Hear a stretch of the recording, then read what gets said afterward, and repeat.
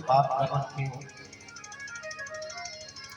हाँ महाराज, इतना सरल उपाय, खाली प्रभु का नाम गाने से व्यक्ति नरक जाने से बच जाता है। हाँ, अच्छा कोई हुआ ऐसा जिसने पाप किए हो और प्रभु का नाम लेने के कारण नरक न गया? हाँ हुआ ना।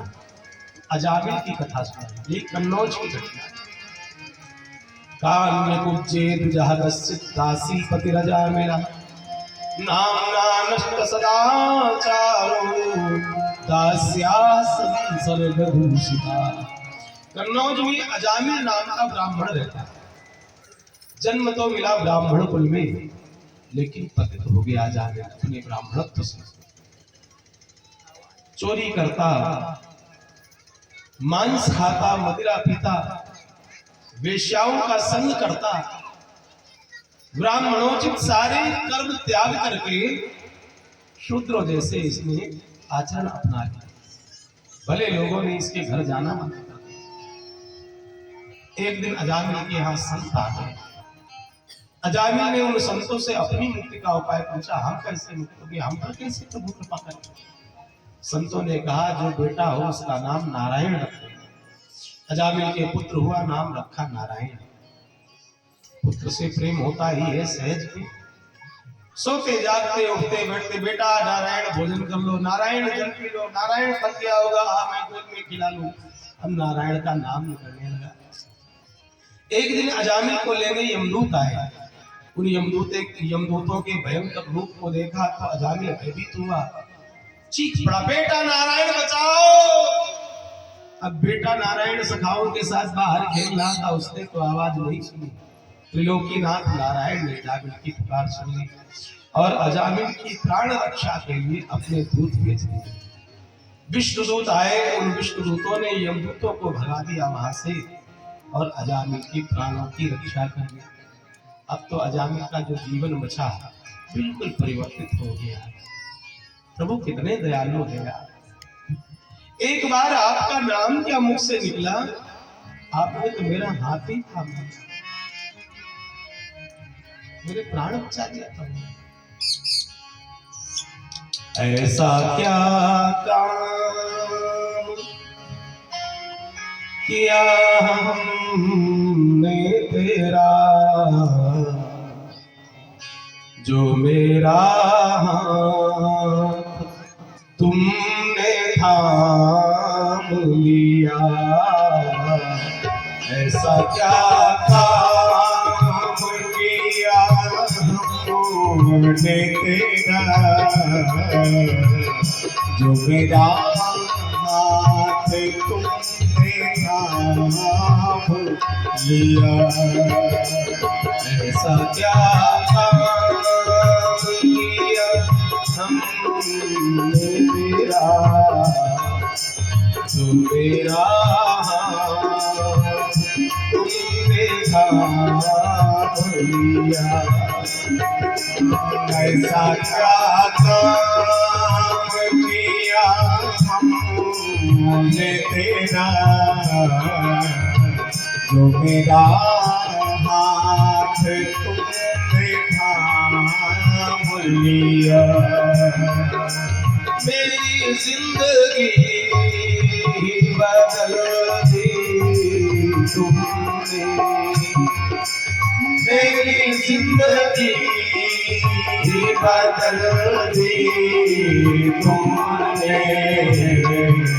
बस जो एक बार तेरा नाम लिया। ऐसा क्या काम किया हमने तेरा, जो मेरा हाथ तुमने थाम लिया।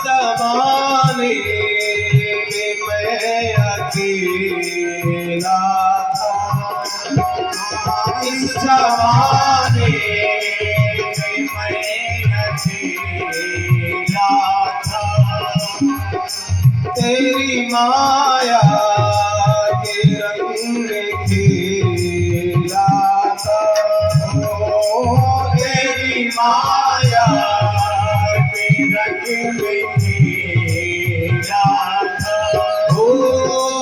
इस जमाने में मैं अकेला था,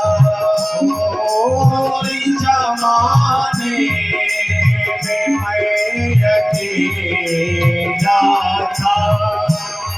हाँ, तेरी माया के रंग में खेला था, तेरी माया के रंग में खेला था, तेरी माया न सताए उसको, तेरी माया न सताए उसको, जिसे अपना है तूने मान लिया, तेरी माया न सताए उसको, जिसे अपना है तूने मान लिया। ऐसा क्या काम किया मैंने तेरा, मेरा तूने थाम लिया।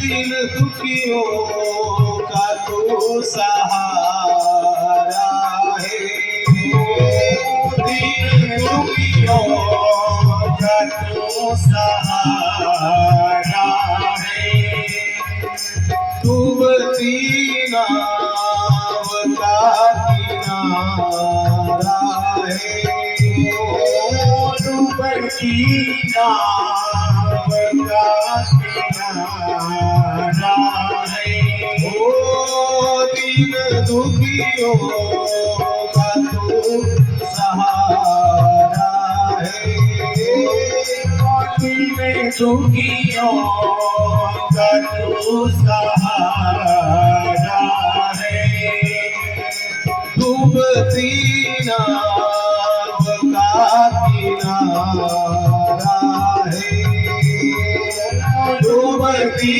नाव का किनारा है,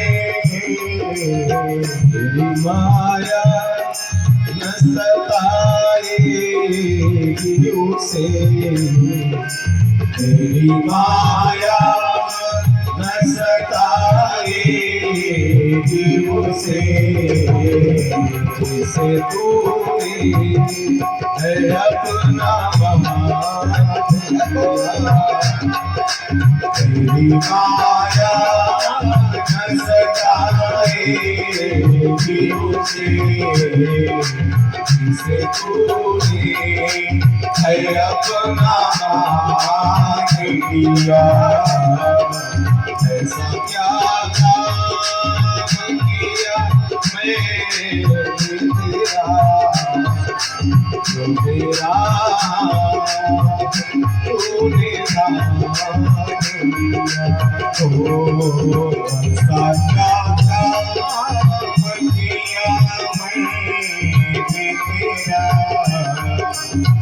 तेरा हाथ तूने थाम लिया।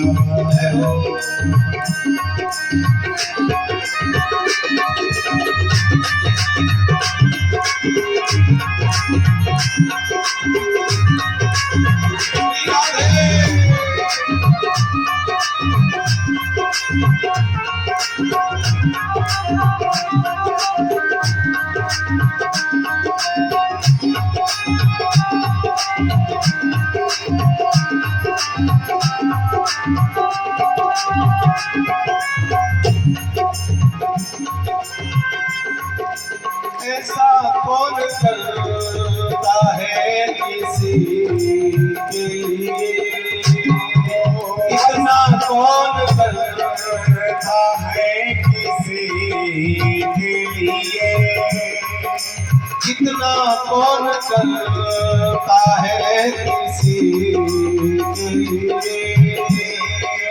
इतना कौन करता है किसी के लिए, जितना तूने किया है मेरे लिए, जितना तूने किया है मेरे लिए, जितना तुमने किया है मेरे लिए, जितना तुमने किया है मेरे लिए, मेरी हर खुशी का इंतजाम किया, मेरी हर खुशी का इंतजाम किया, तो एक बार तेरा नाम मेरी हर खुशी का इंतजाम किया, एक बार तेरा नाम लिया। तेरी जिंदगी बदल दी तुमने, ओ मेरी जिंदगी बदल दी तुमने, बस तो एक बार तेरा नाम लिया, ऐसा क्या काम किया मैंने तेरा, तेरा तूने काम किया, ऐसा क्या काम किया हमने तेरा, तो तेरा तूने काम लिया, तो तेरा तूने काम लिया, तो तेरा तूने काम लिया।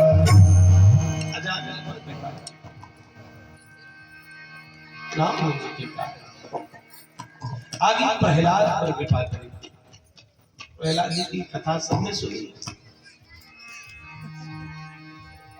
राम नाम लेने के कारण प्रहलाद का पिता हिरण्यकशिपु ही प्रहलाद का शत्रु बन गया। अपराध क्या था? जो प्रभु का नाम लेते हैं प्रहलाद जी तो अपराध था। हिरण्यकशिपु ने प्रहलाद को मारने की योजना बनाई,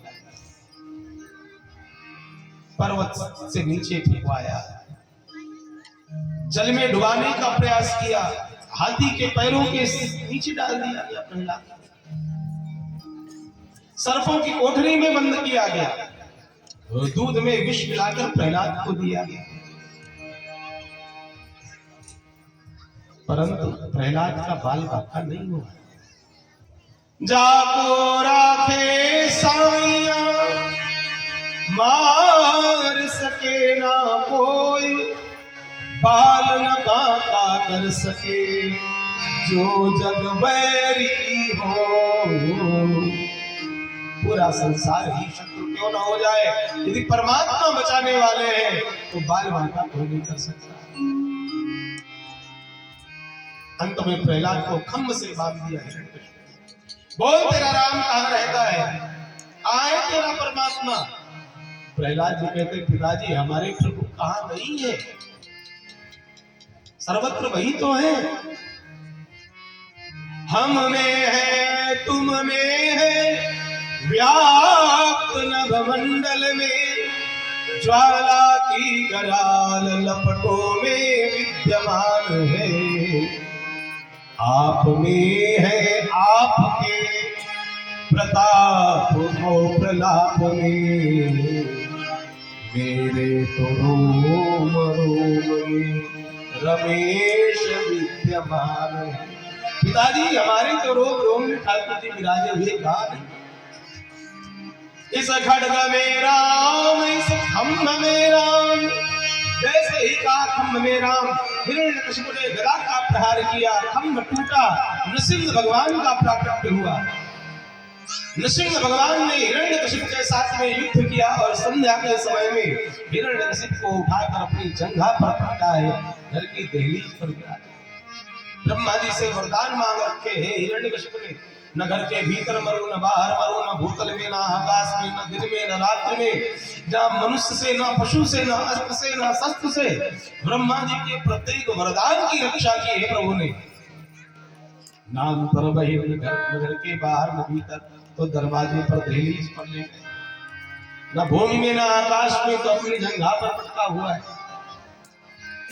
न दिन में, न रात में, तो संध्या का समय निकाला। ना मनुष्य से, ना पशु से, तो नृसिंह बन करके आए हैं। और नृसिंह भगवान ने अपने विशाल नाखूनों से हिरण्यकशिपु के उदर को विदीर्ण कर दिया है, अंतड़ियां निकाल कर माना की तरह से पहन लिए है। हिरण्यकशिपु का उद्धार किया है, अपने भक्त के प्राण बचाए। बोलिए नृसिंह भगवान की जय। प्रयाग जी के प्राणों की रक्षा की प्रभु के नाम का आश्रय है। प्रभु सहाय। आगे गजेंद्र की कथा। गजेंद्र तो पशु योनि में अपने परिवारी जनों के साथ सरोवर में जल पीने गए। गजेंद्र ग्राह ने पैर पकड़ लिया, सरोवर में डुबोकर मारना चाहता है। गजेंद्र को पहले अपने बल का अभिमान है, 10,000 हाथियों का बल है मुझ में, ये ग्राह क्या करेगा। ग्राह को किनारे तक खींच कर लाए गजेंद्र, और ग्राह भी कम बलवान नहीं, मध्य तक खींच ले। दोनों में युद्ध चला। 4 प्रहर युद्ध भयो, लई गयो मझधारे। धीरे धीरे गजेंद्र का बल क्षीण होने लगा। अब गजेंद्र ने अपने परिवार पर भरोसा किया। अपनी स्वामिनी हस्तिनी से कहा, देवी हमारे ये समान बलवान हमारे पुत्र हैं, उनको हमारी सहायता के लिए जल में उतार दो। हस्तिनी ने कहा, नाथ जिस ग्राह से आप नहीं जीत रहे हो, हमारे पुत्र कैसे जीतेंगे। आप अपने पुत्रों को बुलाओगे सहायता के लिए, ग्राह अपने पुत्रों को बुला लेगा। कहीं करिशावक जल में उतर न जाए, इसलिए हस्तिनी उन करिशावकों को अपने साथ लेकर वहां से चली गई।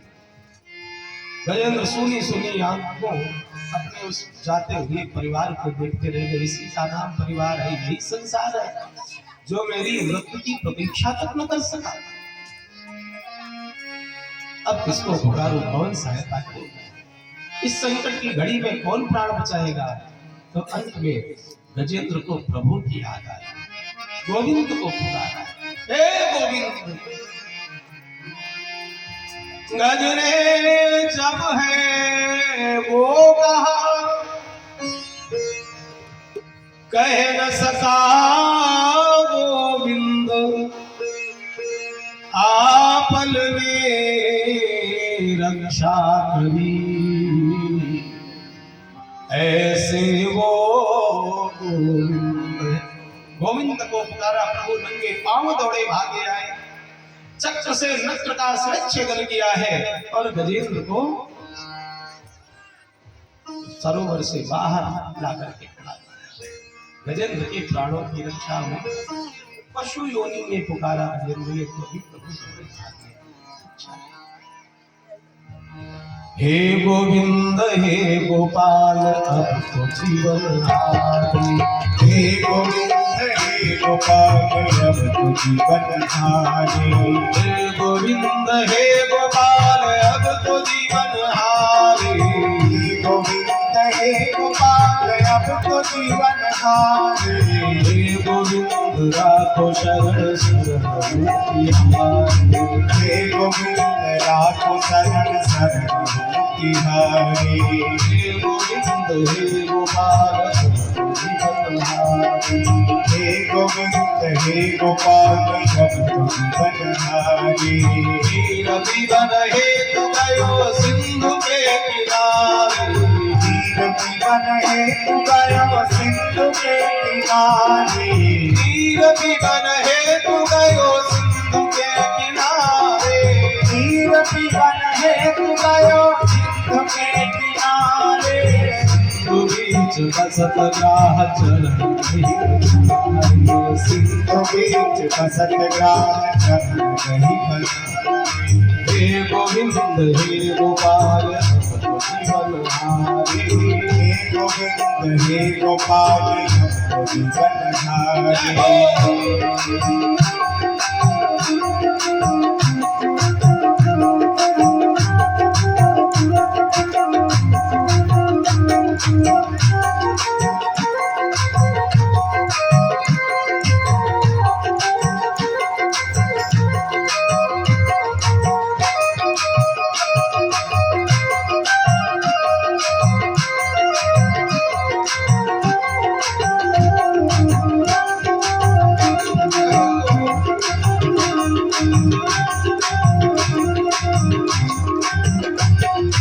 चारि प्रहर युद्ध भयो लई गयो बजधारी।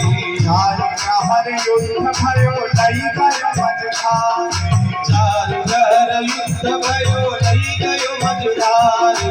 चारि प्रहर युद्ध भयो लई गयो बजधारी। नाथ कान जुबन लागे कृष्ण को पुकारी। नाथ कान जुबन लागे हे गोविंद हे गोपाल जीवन हारी। हे गोविंद हे गोपाल अब तो जीवन हारी। कारि काल शब्द गयो सोर भयो भारे। कारि काल शब्द गयो सोर भयो भारे। शंख चक्र गदा पद्म गरुड़ ले पधारे। चक्र गदा पद्म गरुड़ ले पधारे। सूर कहे सुनो श्याम शरण हूँ तिहारी। सूर कहे सुनो श्याम शरण हूँ तिहारी। अब दीवार पार करो हे दुलारी। अब दीवार पार करो हे दुलारी। हे गोविंद हे गोपाल अब तो जीवन हारी। हे गोविंद हे गोपाल अब तो जीवन हारी। हे गोविंद हे गोपाल अब तो जीवन हारी। हे गोविंद हे गोपाल अब तो जीवन हारी। हे गोविंद राखो शरण शरण तिहारी। हे गोविंद राखो शरण शरण तिहारी। हे गोविंद हे गोपाल अब तो जीवन हारी। हे गोविंद हे गोपाल अब तो जीवन हारी। गजेंद्र पर कृपा करी है प्रभु ने। बोलिए भक्तवत्सल भगवान की जय हो। आगे कथा आई है समुद्र मंथन की। देवता और दैत्य दोनों ने अमृत पान की लालसा में समुद्र मंथन किया। मंदराचल पर्वत की मथानी बनाई, वासुकीनाथ की रस्सी बनाई। एक और देवता लगे, एक और दैत्य लगे और मंथन करने लगे। जब मंथन प्रारंभ हुआ तो वह विशाल मंदराचल पर्वत समुद्र में डूबने लगा। प्रभु की प्रार्थना की देवताओं ने, प्रभु ने कच्छप अवतार लिया और अपनी कठोर पीठ पर उस मंदराचल पर्वत को धारण किया। बोलिए कच्छप भगवान की जय हो। मंथन होने लगा तो व्यास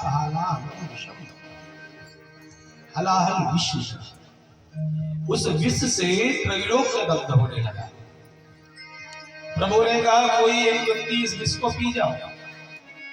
तो राक्षस और देवता कोई भी विष पीने को तैयार नहीं। सिद्धि का अमृत सबको चाहिए, प्रशंसा का अमृत सबको चाहिए, पर लोकापवाद का विष कोई नहीं पीना चाहता। अंत में सभी देवता भोलेनाथ के पास गए, प्रार्थना की। जगत कल्याण के लिए भोलेनाथ आए, समुद्र तट पर अपनी विशाल भुजाएं सागर में डालकर हिलोर मारी, विष को एकत्र किया और अंजलि में उठाकर विष पान किया। जगत कल्याण के लिए जो विष पीती है वो है सत्य। उस विष के कारण प्रभु का कंठ नीला पड़ गया। भक्तों ने नीलकंठ नाम रख दिया। बोलिए नीलकंठ भगवान की जय हो। तब से सारे देवता तो रह गए देव, और भोले बाबा कौन हो गए? महादेव। नमः पार्वती पतये हर हर महादेव। पूरा मंत्र हुआ, 14 रत्न निकले। श्रीमणि रंभा वारुणी अमीय शंख गजराज, कल्पद्रुम शशि धेनु धनु धन्वंतरि विषवाज। ये 14 रत्न निकले, आपस में सबने बांट लिए। जैसे ही अमृत को मले करके धन्वंतरी भगवान प्रकट हुए तो मंथन छोड़ करके अमृत पान की लालसा में सब कुछ कलश की छीना झपटी करने लगे। अहम पूर्वम नत्वम नत्वमित्रम। मैं पीऊंगा, पहले मैं पीऊंगा, तुम नहीं हटो। भगवान ने देवताओं को अमृत पान कराने के लिए मोहिनी रूप बनाया है। सुंदरी 16 वर्षीय कांचनी कामिनी के रूप में प्रभु प्रकट हुए। जैसे ही मोहिनी भगवान को कंद क्रीड़ा करते हुए देखा, अब तो दैत्य भूल गए अमृत को और नैनामृत के चक्कर में पड़ गए। अमृत को सौंप दिया मोहिनी भगवान को। देवी ये अमृत है, अभी अभी हमने और देवताओं ने उद्यम करके समुद्र मंथन करके प्रगटाया है, इस अमृत को हम सब में आप बांट दो। प्रभु ने 2 लाइनें 2 पंक्तियां दिखाई, एक में दैत्यों को, एक में देवताओं को। देवताओं को तो अमृत पिलाया और दैत्यों को वारुणी पिलाया। राहु नाम का दैत्य देवताओं की पंक्ति में सूर्य चंद्रमा के मध्य जाकर बैठ गया और उसने भी अमृत पी लिया। सूर्य चंद्रमा ने इशारा किया, प्रभु ने सुदर्शन से उसका सिर काट दिया। अमृत पी चुका, इसलिए मरा नहीं। राहु और केतु 2 रूप हो गए। अमृत पी करके देवता स्वर्ग में गए। रात बीती, भोर हुई, जब दैत्यों का नशा उतरा तो अपने आप को ठगा पाया, स्वर्ग पर चढ़ाई कर भीषण संग्राम हुआ, बहुत से दैत्य मारे गए। संध्या को शुक्राचार्य जी आए, संजीवनी विद्या से मरे हुए दैत्यों को जीवित कर दिया। अब तो नित्य का यह क्रम चल पड़ा। बलि ने कहा, गुरुदेव स्वर्ग के सिंहासन के लिए हमारा देवताओं का युद्ध होता है, युद्ध के अलावा कोई दूसरा रास्ता है क्या जिससे स्वर्ग का सिंहासन मिल जाए? कहा है ना, ये भी करो। तो बलि ने 100 अश्वमेध यज्ञ करने का संकल्प किया। 99 यज्ञ पूर्ण हो गए, 100 यज्ञ की तैयारी चल रही। देव माता अदिति मैया को जब ये बात पता चली तो यदि यह यज्ञ पूर्ण हो गया तो मेरे पुत्रों का भाग बलि को मिल जाएगा। महर्षि कश्यप अपने पति के समीप नहीं, पुत्रों का भाग हरण न हो इसके लिए उपाय पूछा। पयोव्रत का विधान बतलाया। अदिति मैया ने पयोव्रत को किया। नारायण ही वामन रूप में इनके आंगन में अवतार लेते हैं। बोलिए वामन भगवान की जय। और वामन भगवान बलि की यज्ञशाला में गए हैं दान लेने के लिए। बलि ने वामन भगवान को देखा, स्वागत किया, सत्कार किया, चरण लिया, चंदन लगाया, पुष्पहार पहनाया, आरती उतारी, भोग प्रसादी पवाई। इसके बाद बता वामन जी महाराज क्या चाहिए? 3 पग भूमि की याचना की प्रभु ने। बलि ने जब संकल्प कर दिया तो विराट रूप बनाया प्रभु ने। 1 पग तो नीचे के जो लोग हैं, तल वितल सुतल तलातल रसातल महातल पाताल, और दूसरे पद में ये पूरा भूलोक, भुवलोक, स्वर्गलोक, महालोक, जनालोक, तपालोक, सत्यलोक, ये नाम है। तीसरा चरण कहाँ रखे? बलि चरणों में लेट गया। बलि के शीश पर तृतीय चरण रखा है प्रभु ने। बलि के दान से संतुष्ट हुए हैं और बलि को सुतल लोक में रहने की आज्ञा दी। 52 दरवाजों का तुम्हारा महल होगा, उसी में रहना। उपेंद्र पद होगा, अगले इंद्र तुम ही बनोगे। बलि ने वरदान मांगा है प्रभु, सुतल लोक में रहते हुए जब भी मैं अपने महल से बाहर निकलूं तो आपके इस वामन रूप का दर्शन मिले। प्रभु ने एक मस्त का वरदान दे दिया। बलि के यहाँ चौकीदार आगे लक्ष्मी जी गई है और बलि को अपना भाई बनाया है। बलि की कलाई में राखी बांधी है और बदले में वो चौकीदार नारायण बलि पर कृपा की है प्रभु। आगे सूर्य वंश का वर्णन आया। सूर्य वंश में तो अनेकों अनेक प्रतापी राजा महाराजा हुए। इसी वंश में महाराज दशरथ हुए। पुत्र नहीं था तो गुरुदेव वशिष्ठ के आश्रम में गए, अपना दुख बताया। गुरुदेव ने पुत्रेष्टि यज्ञ कराया तो राम, लक्ष्मण, भरत, शत्रुघ्न चार पुत्र हुए हैं। और राम लला सरकार अयोध्या में अवतार लेते हैं। अनेकों लीलाएं की हैं प्रभु ने। आदौ राम तपोवनादिगमनम हत्वा मृगम कांचनम वैदेही हरणम जटायुमरणम सुग्रीव संभाषणम बाली ग्रहणम समुद्र तरणम लंकापुरी दाहनम पश्चाद रावण कुंभकर्ण हननम एतद्धि रामायणम। रावण आदि का उद्धार करके अयोध्या में राम जी महाराज राजा बने। बोलिए राघवेंद्र सरकार की। आगे श्रीमद् भागवत के 10वें स्कंद में कृष्ण जन्म की कथा आती है। द्वापर युग का अंतिम चरण। मथुरा के राजा महाराज उग्रसेन, इनका पुत्र है कंस। कंस ने राजा बनने की चाहत में अपने ही पिता उग्रसेन को बंदी बनाकर बंदी गृह में डाल दिया। स्वयं राजा बना। जब कंस राजा बना तो अपने जैसा ही मंत्रिमंडल इसने गठित किया। अगासुर, बकासुर, शकटासुर, धेनुकासुर, तृणावर्त, पूतना आदि राक्षसों को अपने मंत्रिमंडल में शामिल किया। अब तो चारों ओर धर्म कमजोर पड़ने लगा। कथाएं बंद हो गई, यज्ञ यागादि बंद हो गए। गो ब्राह्मणों की सेवा कोई नहीं करना चाहता। कंस के अत्याचार के कारण धेनु धरा बोझिल हुई। धेनु रूप धारण करके देवताओं के पास गई। देवता ब्रह्मा जी के पास पहुंचे। ब्रह्मा जी सबको लेकर वैकुंठ गए और प्रभु की स्तुति करने लगे। विराजे आप कण कण में तुम्हें पाए कहाँ कैसे। विराजे आप कण कण में तुम्हें पाए कहाँ कैसे। विराजे आप कण कण में तुम्हें पाए कहाँ कैसे। विराजे आप कण कण में तुम्हें पाए कहाँ कैसे। हृदय की भावनाओं को, हृदय की भावनाओं को तुम्हें बतलाए कहाँ कैसे। हृदय की भावनाओं को तुम्हें बतलाए कहाँ कैसे। ओ विराजे आप कण कण में तुम्हें पाए कहाँ कैसे। विराजे आप कण कण में तुम्हें पाए कहाँ कैसे।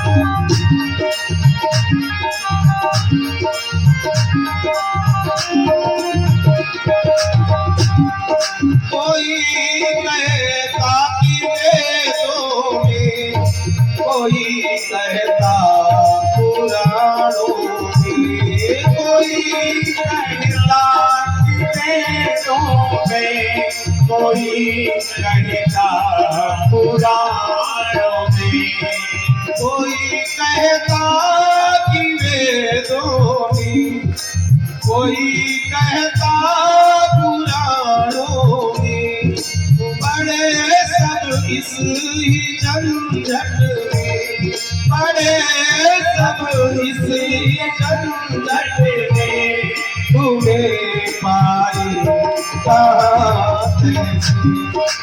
राधे आप कण कण में, तुम्हें पाए कहाँ से। राधे आप कण कण में, तुम्हें पाए कहाँ से।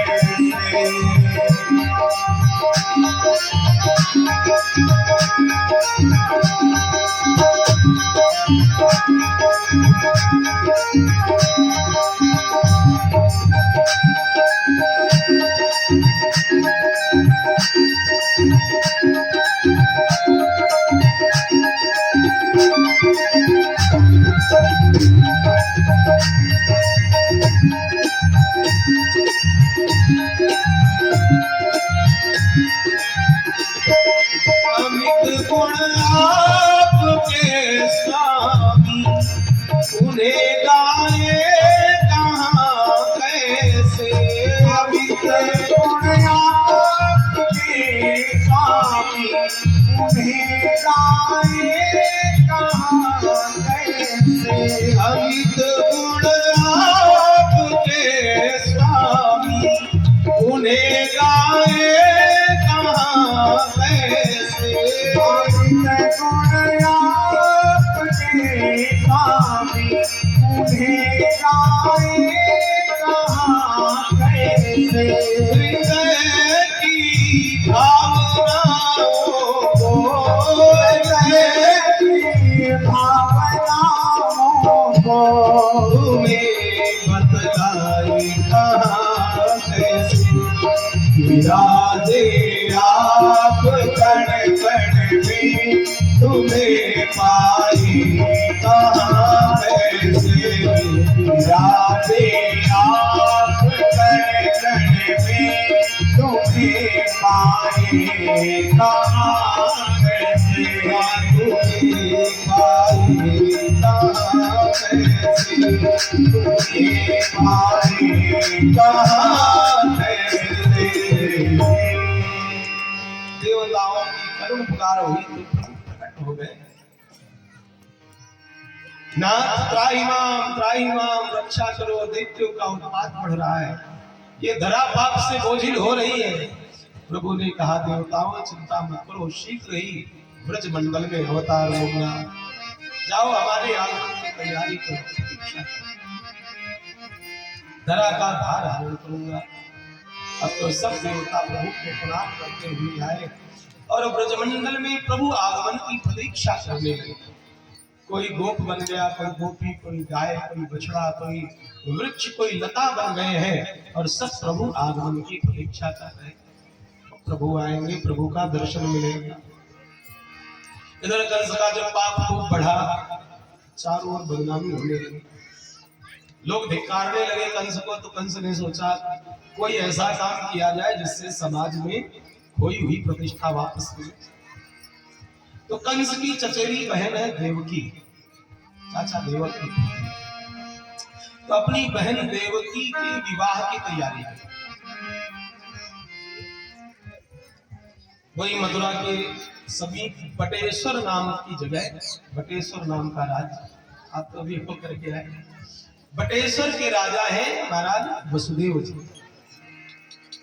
महाराज देवकी जो रोहिणी आदि पुत्रियां हैं वो वसुदेव जी को पहले से ही लाई है। उन्हीं वसुदेव जी के साथ में देवकी जी का भी विवाह तय कर दिया। तिथि निश्चित हो गई। कंस ने बड़ी तैयारियां की विवाह की। पूरी मथुरा को दुल्हन की तरह सजाया, बड़ा प्रदर्शन कर रहा है कंस। लोग देखें मैं कितना धार्मिक हूं। बारात आई, बड़ा स्वागत किया, सम्मान किया। देवकी का विवाह बड़ी धूमधाम के साथ किया कंस ने। खूब दहेज दिया कंस ने। दासी नाम सुकुमारी नाम द्वेषदे समनम। 200 दासियां दी कंस ने, 365 रथ दिए, 5000 हाथी दिए, 10,000 घोड़े दिए, खूब सोना चांदी बड़ी माणिक की दी। दहेज। एक बात यहाँ कहूं, देखो दहेज की बात आई, रामायण में भी दहेज की चर्चा आई है। दाइज दीन अनेक प्रकार। जनक जी ने महाराज दशरथ जी को दहेज दिया है और दशरथ जी ने दहेज लिया है। आजकल दहेज के खिलाफ बहुत लोग बातें करते हैं। यदि दहेज देना लेना बुरा होता तो जनक जैसा ज्ञानी दहेज क्यों देता और दशरथ जैसा धर्मात्मा राजा दहेज क्यों देता? यहाँ भागवत में भी चर्चा आई, कंस ने दहेज दिया। तो वसुदेव जी जैसा धार्मिक व्यक्ति जिनके घर प्रभु पुत्र बनकर के आए, कल्पना करिए कितने धार्मिक रहे होंगे, कितने पुण्यवान रहे होंगे, तो उन्होंने दहेज स्वीकार किया। इससे अर्थ यही निकलता है कि ना तो दहेज देना बुरा है, ना ही दहेज लेना बुरा है। देना भी चाहिए, लेना भी चाहिए। हाँ, बुरा क्या है? बुरा है दहेज मांगना। हमको ये चाहिए। कन्या का पिता श्रद्धा से जो कुछ भी दे सहर्ष स्वीकार करना चाहिए। यदि नहीं लेते हैं तो भी एक प्रकार से आप उनका अपमान कर रहे हैं। तो दे उसे लेना चाहिए, परंतु मांगना नहीं चाहिए कि हमको ये भी चाहिए, गाड़ी दो, ये दो। मांगता कौन है? हा? आप लोगों के यहाँ मांगने वाले आते होंगे ना? कौन मांगता है? मांगने वाला भिखारी होता है, अथवा तो जिन्हें अपने पुत्र की काबिलियत पर संशय होता है, पता नहीं कि ये गाड़ी ले भी पाएगा कि नहीं, इससे शायद दहेज में ही मांग लो। ऐसे लोग मांगते हैं। बाकी दहेज मांगना नहीं चाहिए। देने वाले को खूब देना चाहिए, यथाशक्ति देना चाहिए, कंजूसी नहीं करनी चाहिए, पर पाने वाले को मांगना नहीं चाहिए। कंस ने खूब दहेज दिया। इतना प्रदर्शन कर रहा है कंस। जब विदाई का समय आया तो जो रथ सजाया गया है देवकी वसुदेव को विदा करने के लिए, तो उस रथ से सारथी को उतार दिया। सारथी की जगह स्वयं बैठा, सारथी बन बैठा, ससुराल पहुंचा ले जा रहा है। देवताओं ने सोचा इसका कच्चा चिट्ठा समाज के सामने आना चाहिए। ये अपनी छवि दूसरी दिखा रहा है, इसकी असली छवि सामने आनी चाहिए। आकाशवाणी हो गई, अरे पापी कंस, जिस देवकी को तू इतने लाड़ प्यार के साथ उसकी ससुराल छोड़ने जा रहा है, इसी का 8वां पुत्र तेरा काल्पनिक है। इतना सुनते ही तो कंस का सारा प्रेम उड़ गया, रोक दिया रथ, नीचे कूद पड़ा, देवकी के केश पकड़कर रथ से नीचे खींच लिया, अपनी तलवार निकाल ली। मेरा नाम कंस, काल अंश का विध्वंस करूं, जान कर काल को कभी न छोड़ता हूं मैं। जान गया काल अंतराल में छिपा है तेरे, अस्त काल जननी का हाल तोड़ता हूं मैं। जैसे ही खड्ग का प्रहार करना चाहा, वसुदेव जी ने हाथ पकड़ लिया। राजन, दया करो, नेक तो विचार करो, किसको मारते हैं? मारिए न कीजिए दया को भोजराज कंस, पुत्री के समान लघु बहन तुम्हारी है। भाल में लगा है शुभ सिंदूर, विचार करो जीवन में आज पति गृह की तैयारी। अभी अभी विवाह किया है अपने प्रेम के साथ, अभी तो अपनी ससुराल पहुंची भी नहीं, हाथों की मेहंदी नहीं छूटी, पैरों की महावरा धूमिल नहीं हुई और वध करना चाहता। कंस ने कहा इसका पुत्र मेरा शत्रु बनेगा, मुझे मारने वाला होगा, मैं देवकी को ही मार दूंगा तो मेरा शत्रु कहां से आएगा। वसुदेव जी ने वहां प्रतिज्ञा की, राजन मैं वचन देता हूं आपको, देवकी के जितने पुत्र होंगे मैं आपको सौंप दूंगा, उनके साथ जो व्यवहार करना हो करना, देवकी को तो छोड़ दो, देवकी से कोई खतरा नहीं। कंस ने एक महल में बंदी बनाकर रखा है देवकी वसुदेव को। धीरे धीरे समय बीता, कीर्तिमन्तं प्रथमजं कंसायानकन्दुरे अर्पयामास कृच्छेन सोनतादतिविह्वलः। कीर्तिमंत नाम का प्रथम पुष्प हुआ है देवकी अम्मा को। वसुदेव जी ने वह पुत्र कंस को दिया है। कंस ने वसुदेव के सामने लाल के पैर पकड़कर चट्टान पर पटक करके मारा। एक एक करके 6 बालकों की इसी प्रकार हत्या कर दी। सप्तम गर्भ हुआ। सप्तम गर्भ में शेष जी आए हैं। एक दिन रोहिणी मैया आई मिलने वसुदेव जी से। भगवान ने अपनी योग माया के द्वारा देवकी के गर्भ को रोहिणी के गर्भ में ट्रांसफर दे दिया। कंस ठाके लगाता हंसता है, देखो ना मेरे भय के कारण देवकी का गर्भ स्खलित हो गया। धीरे धीरे समय बीता, देवकी को अष्टम गर्भ हुआ है। कंस इस बार बड़ा सावधान है। 8वां लाल मेरा काल होगा, ऐसी आकाशवाणी।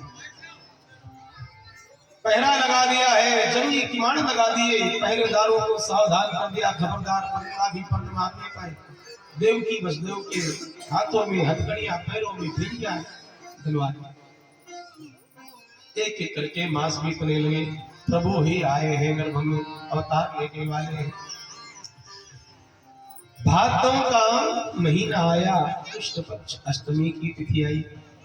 देवता आए हैं। देवताओं ने गर्भस्थ नारायण की स्तुति की है। स्तुति करके देवता अपने धाम को गए। दिन बीता, रात्रि हुई। भादों का महीना, कृष्ण पक्ष अष्टमी तिथि, हर्षण योग, रोहिणी नक्षत्र, बुधवार का दिन है। अर्धरात्रि में देवकी अम्मा क्या देखती हैं? जेल की प्राचीर को चीरता हुआ एक तेज पुंज प्रकट हो रहा है। श्वेत श्वेत से, पीत पीत से, रक्त रक्त से, श्याम वर्ण का हुआ चतुर्भुज नारायण प्रकट हुए हैं। तमद्भुतं बालकमम्बुजेक्षणं चतुर्भुजं शंखगदायुधायुधं श्रीवत्सलक्ष्ममङ्गलशोभिकौस्तुभं पीताम्बरं साङ्गपयोगशोभितम्। चतुर्भुज नारायण को देखा, देवकी अम्मा ने आन हो गई है।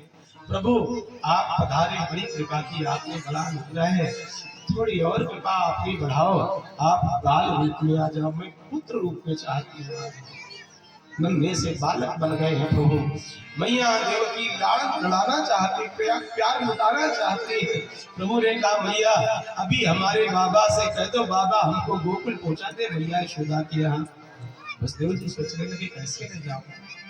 उसी समय हथकड़ियां बेड़ियां खुल गई, जंगी किमाड़ खुल गए, पहरेदारों को नींद आ गई, खर्राटे लेने लगे। वसुदेव जी ने सूप में पधराया प्रभु को और सिर पर प्रभु को धारण करके चल पड़े हैं गोकुल की ओर। लाला को लेकर चले जा रहे हैं। चले वसुदेव गोकुल को, अंधेरी रात भादों की। चले वसुदेव गोकुल को, अंधेरी रात भादों की। अंधेरी रात भादों की, अंधेरी रात भादों की, अंधेरी रात भादों की, अंधेरी रात भादों की, अंधेरी रात भादों की। चले वसुदेव गोकुल को, चले वसुदेव गोकुल को, अंधेरी रात भादों की। चले वसुदेव गोकुल को, अंधेरी रात भादों की।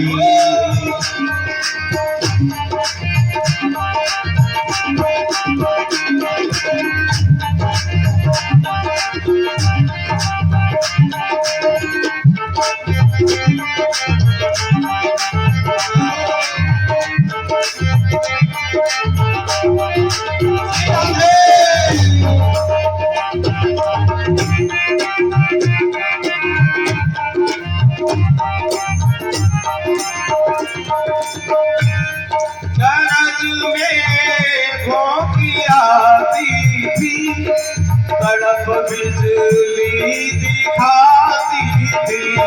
गरज में भोंकी आती थी, तड़प बिजली दिखाती थी। तड़प बिजली दिखाती थी।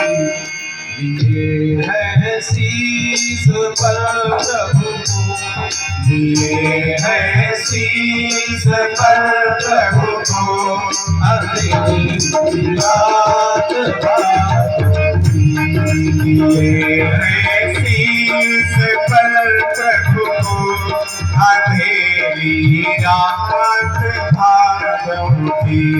चले वसुदेव गोकुल को, अंधेरी रात भादों की। चले वसुदेव गोकुल को, अंधेरी रात भादों की।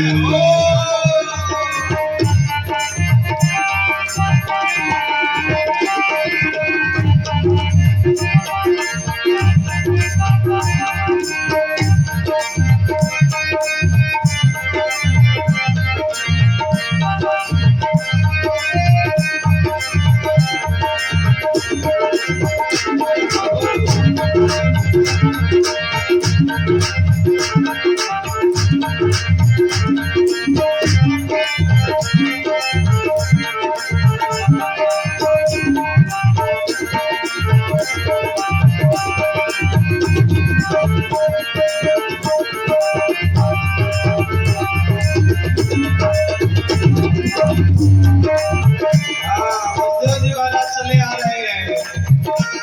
वे पहुंचे यमुन तट पर, लगे वसुदेव जी सोचन। पहुँचे यमुन तट पर, लगे वसुदेव जी सोचन।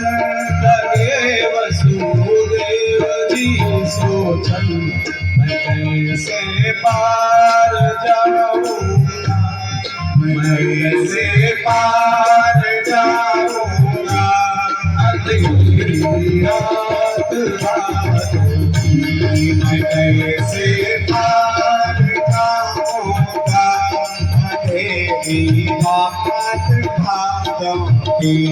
चले वसुदेव गोकुल को, अंधेरी रात भादों की। चले वसुदेव गोकुल को, अंधेरी रात भादों की। न कोई नाव रुपेला, न कोई केवले वाला। न कोई नाव रुपेला, न कोई केवले वाला। न कोई केवले वाला। बता दो पार मेरी नैया, लगा दो पार तेरी नैया, अंधेरी रात भादों लगा दो पार मेरी नैया, अंधेरी रात भादों की। चले वसुदेव गोकुल को, अंधेरी रात भादों की। चले वसुदेव गोकुल को, अंधेरी रात भादों की। अंधेरी रात भादों की, अंधेरी रात भादों की। वसुदेव जी लिए चले जा रहे मार्ग में यमुना जी पड़ी। यमुना जी ने सोचा आज हमारे प्राण धन प्राण प्रीतम आ रहे, तो यमुना जी प्रणाम करने को ऊपर उठने लगी। वसुदेव जी लाला को ऊपर उठाते जा रहे, प्रभु ने पीछे से चरण लटका दिया। यमुना जी ने जब चरण का स्पर्श किया तो नीचे घट गई।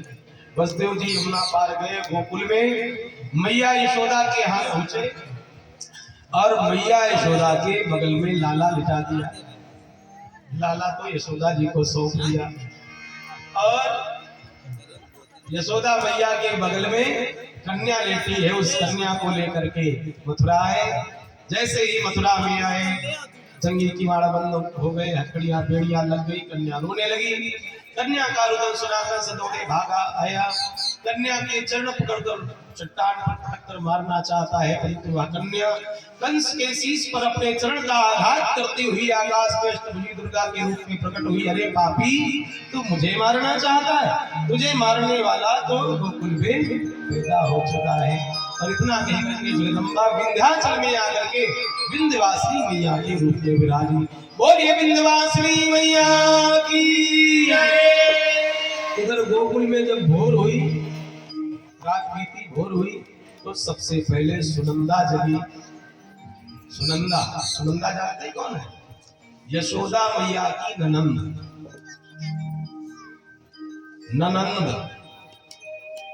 ना धन आनंद, जिसके रहते हुए घर में आनंद न रहने पाए। ननंद। पर यशोदा मैया की जो ननंद है वो सुनंदा है। सुनंदा जी तो देखा भाभी के बगल में लाला लेटा। अरे भाभी उठ, देख तेरे लाला हुआ लाला। यशोदा मैया के कान में आवाज गई, सोचती है मुझे लाला हुआ रे, हमको ही जगा रहे। तब तक प्रभु मचलने लगे। नन्हे नन्हे कोमल कोमल हाथ, कोमल कोमल चरण जब पेट में लगे तो मैया पलट कर देखा, लाला लेटे हुए। मैया मगन मन होकर के उठकर बैठ गई और अपने लाल को उठा करके गोद में लिया है और सबसे पहले अपना आंचल मुख में लिया।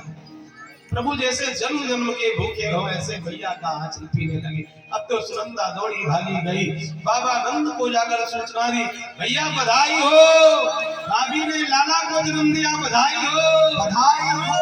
की गलियों में जाती सुनंदा सबको सूचना दे रही है, सभी को नंदलाल के जन्म की बधाई हो, बधाई हो, आप सबको भी बधाई हो।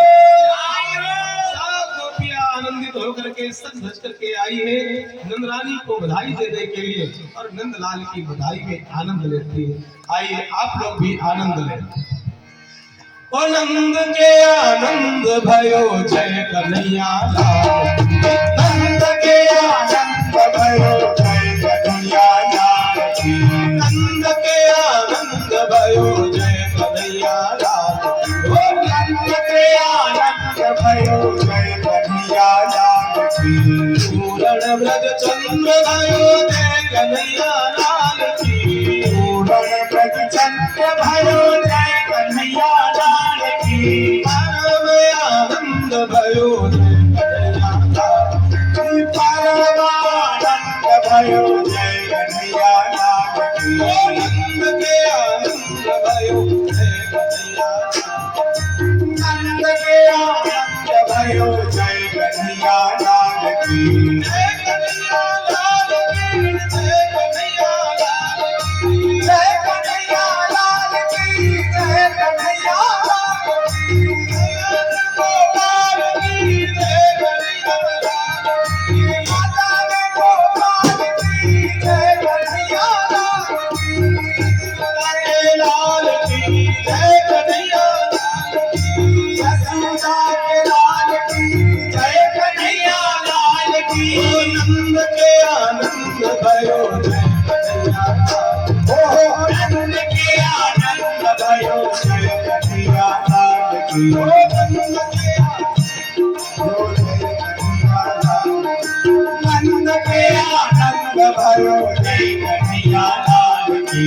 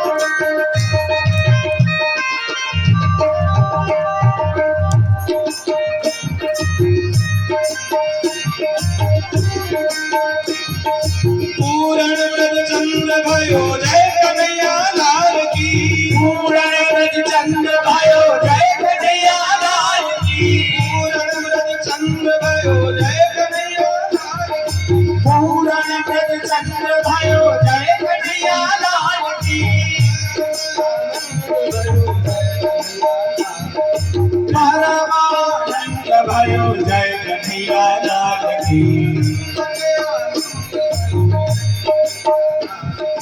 नंद के आनंद भयो जय कन्हैया लाल की। नंद के आनंद भयो जय कन्हैया लाल की। जय कन्हैया लाल की मदन गोपाल की। जय कन्हैया लाल की मदन गोपाल की। नंद के आनंद भयो जय कन्हैया लाल की। नंद के आनंद भयो जय कन्हैया लाल की। नंद के आनंद भयो जय कन्हैया लाल की।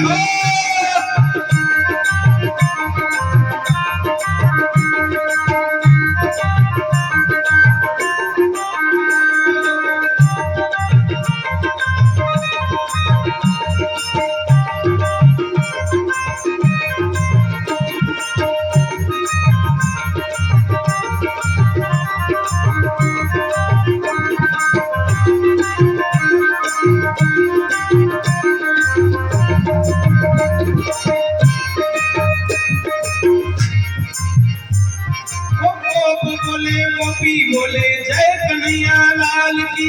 गोप बोले गोपी बोले जय कन्हैया लाल की। गोप बोले गोपी बोले जय कन्हैया लाल की। गोप बोले गोपी बोले जय कन्हैया लाल की।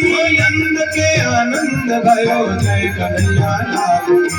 नंद के आनंद भयो जय कन्हैया लाल की। नंद के आनंद भयो जय कन्हैया लाल की।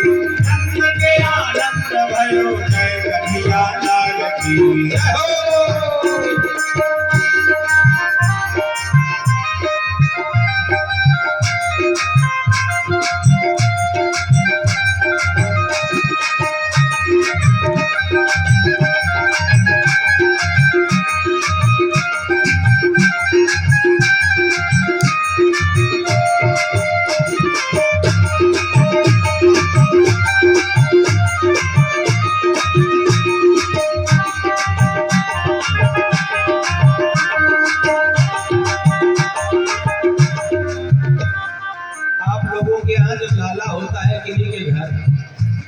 और लाला की बधाई में जाती हो तो ऐसे ही जाती हो सब लोग, हाँ?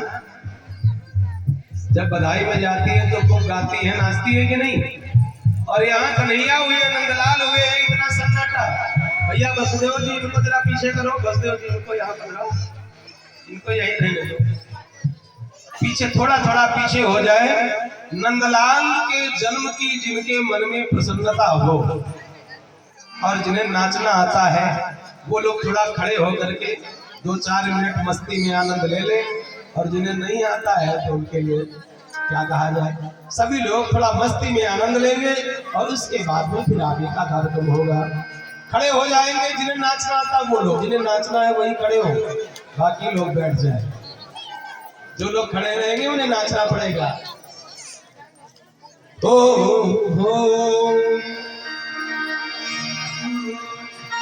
यशोदा जी के अंगना में बज रही आज बधाई। यशोदा जी के अंगना में बज रही आज बधाई। यशोदा जी के अंगना में बज रही आज बधाई। यशोदा जी के अंगना में बज रही आज बधाई। ससुराल बधाई दो, ससुराल बधाई दो, ससुराल बधाई दो, ससुराल बधाई दो। अरे लखुमार बधाई। यशोदा जी के अंगना में बज रही आज बधाई। यशोदा जी के अंगना में बज रही आज बधाई। बधाई हो।